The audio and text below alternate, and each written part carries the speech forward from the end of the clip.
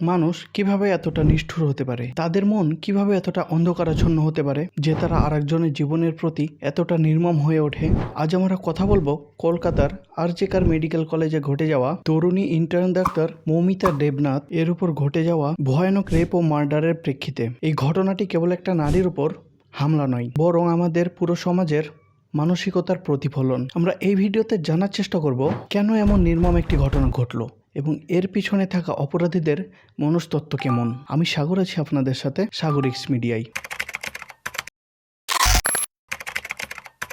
মৌমিতা একজন উদ্যমী intern doctor, যার সামনে ছিল উজ্জ্বল ভবিষ্যৎ। কিন্তু কিছু পয়সা খেকো জানোয়ার মানুষের জন্য তার এই সব স্বপ্ন এক রাতে চূর্ণবিচূর্ণ হয়ে যায়। কিন্তু কেন মৌমিতা দেবনাথকে টার্গেট করা হলো? প্রাথমিক তদন্তে জানা যায় আরজিকর মেডিকেল কলেজের principal professor doctor Sandeep Ghosh এর অধীনে শিক্ষার্থীদের কাছ থেকে বিভিন্নভাবে টাকা নেওয়া হতো, যেমন থিসিস জমা নেওয়া, থিসিস কমপ্লিট করানো, রেজিস্ট্রেশন নাম্বারের জটিলতা দূরকরণ ইত্যাদিভাবে তাদের থেকে টাকা নেওয়া হতো। ঠিক একই কারণে মৌমিতা দেবনাথের কাছ থেকেও তারা টাকার দাবি করে। আর মৌমিতা যখন টাকা দিতে না করে তখন তার থিসিস কমপ্লিট করাবে না বলে তাকে হুমকি দেওয়া শুরু করে। তখন মৌমিতা এটা কোনো কিছুতেই মেনে নিতে চাচ্ছিল না এবং সে বলে সে এই সবকিছু ফাঁস করে দিবে। এর জন্য শেষ 6 মাস থেকে মৌমিতাকে অত্যাচার ও হুমকি দিয়ে আসছে, যেমন মৌমিতাকে বেশি বেশি কাজ করানো, টানা 36 ঘন্টা ডিউটি করানো ইত্যাদি ভাবে তাকে অত্যাচার করা হয়। এরপর গত বৃহস্পতিবার রাত 2টার সময় বিল্ডিং এর 4 তলার সেমিনার রুমে সে রাতের খাবার শেষ করে বিশ্রাম নিচ্ছিল। ঠিক তখন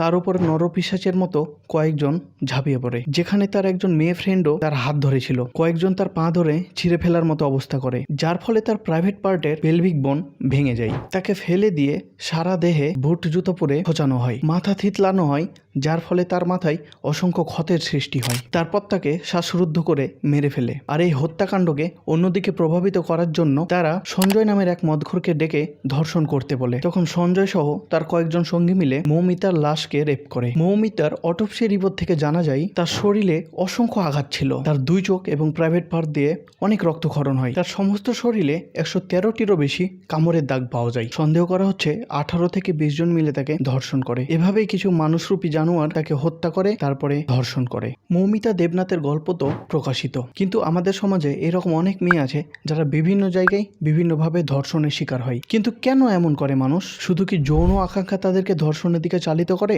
নাকি এর পেছনে আছে আরো ভয়াবহ কোনো কারণ? ধর্ষণ কোনো সাধারণ অপরাধ নয়, এটি মানসিক বিপর্যয়ের একটি চরম পর্যায়। মনোবিজ্ঞানীরা বলেন ধর্ষণ মূলত ক্ষমতার অপব্যবহারের একটি রূপ। ধর্ষকরা প্রায়ই তাদের ক্ষমতা ও কর্তৃত্ব অন্যদের ওপর প্রদর্শন করতে চাই, আর এই ক্ষমতার অপব্যবহার করেই ধর্ষকরা এমন ধর্ষণের মতো নিকৃষ্ট কাজ করতে পারে। অনেক ক্ষেত্রেই এই ক্ষমতার সাথে যুক্ত থাকে মানসিক বিকৃতি, যেখানে তারা অন্যের কষ্ট এবং অপমান থেকে নিজের আনন্দ খোঁজে। ধর্ষণের পর ধর্ষকরা কিভাবে শাস্তি থেকে বেঁচে যায়, এটা কেবল আইনের ফাঁকফোকর নয়, বরং সমাজের কিছু নির্দিষ্ট অংশের সহযোগিতাই এদের মুক্তির পথ সুগম করে দেয়। অনেক সময় দেখি ধর্ষকদের বিচার প্রক্রিয়া অনেক ধীরগতিতে চলে, বছরের পর বছর ধরে চলতে থাকে এবং প্রমাণের অভাবে অনেক সময় ধর্ষক শাস্তি থেকে মুক্তি পেয়ে যায়। ক্ষমতাশালী ধর্ষকরা অনেক সময় প্রভাবশালী রাজনৈতিক ব্যক্তিদের সহযোগিতায় বা অর্থ এবং হুমকির মাধ্যমে আইনকে তাদের পক্ষে নিয়ে আসে। একজন ধর্ষক কি একা অপরাধ করতে পারে? উত্তরটা হলো না। ধর্ষণের পর তাদের সুরক্ষা দেয় সমাজের কিছু অংশের মানুষজন। এদের মধ্যে থাকে প্রভাবশালী রাজনৈতিক ব্যক্তিত্ব, দুর্নীতিগ্রস্ত আইনজীবী এবং কখনো কখনো পুলিশের কিছু অসৎ সদস্য। আমাদের সমাজের এই অংশের মানুষগুলো ধর্ষকদের তাদের প্রাপ্য শাস্তি থেকে মুক্তি দিতে সাহায্য করে এবং তারা ধর্ষণের মতো অপরাধ করার পরেও সাধারণ জীবনযাপন করতে পারে। চলুন আমরা নজর দিই বিশ্বের কিছু বিখ্যাত ধর্ষকদের দিকে।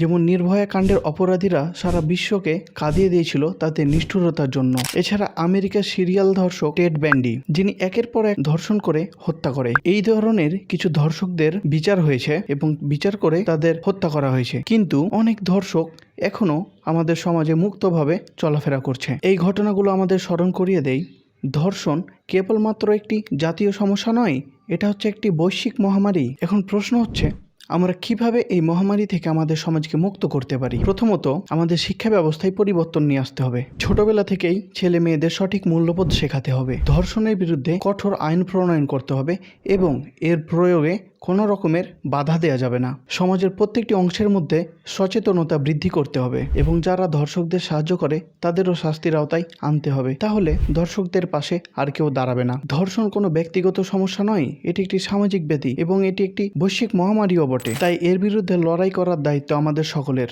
আজকের এই আলোচনা যদি আপনার মনে কোনো ধরনের প্রশ্ন বা অস্বস্তি তৈরি করে থাকে তাহলে দয়া করে নিজের চারপাশে সচেতনতা বৃদ্ধি করুন। ধর্ষণের বিরুদ্ধে আমরা সবাই একসঙ্গে লড়াই করতে পারি এবং আমাদের এই সমাজকে আমরা একসাথে এই ধরনের অভিশাপ থেকে মুক্ত করতে পারি। এই ধর্ষণের বিরুদ্ধে আমরা একে অপরের পাশে দাঁড়াই এবং আমরা আমাদের কণ্ঠকে সোচ্চার করি যাতে মৌমিতার মতো আর কোনো মেয়েকে এই রকম ভাবে তার জীবন না দিতে হয়। ভিডিওটি যদি ভালো লেগে থাকে তাহলে লাইক করুন এবং সাবস্ক্রাইব করে আমাদের পাশে থাকুন।